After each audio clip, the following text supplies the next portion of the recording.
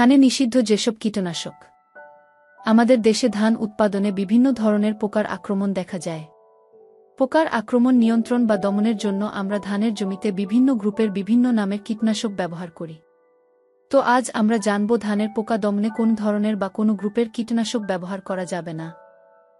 যে গ্রুপের কীটনাশক ব্যবহার করা যাবে না তা হল alpha cypermethrin, lambda cyhalothrin, deltamethrin, fenvalerate, cypermethrin. এগুলো কেন নিষিদ্ধ?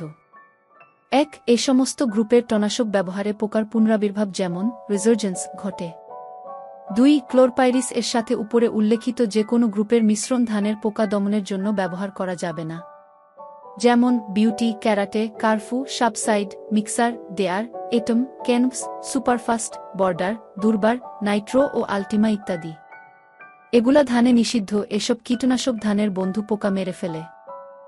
কৃষক ভাইরা না বুঝে ধান খেতে নাইট্রো সহ অনুমোদনহীন কীটনাশক ব্যবহার করছে।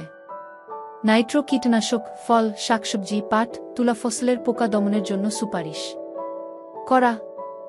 ধানের জন্য অনুমোদনহীন এসব কীটনাশক ব্যবহারে পরবর্তীতে পোকা পুনরায় আবির্ভাব হবে, যা ধান ফসলের জন্য হুমকি। কৃষক ভাইরা না বুঝে ধান খেতে নাইট্রো সহ অনুমোদনহীন কীটনাশক ব্যবহার করছে।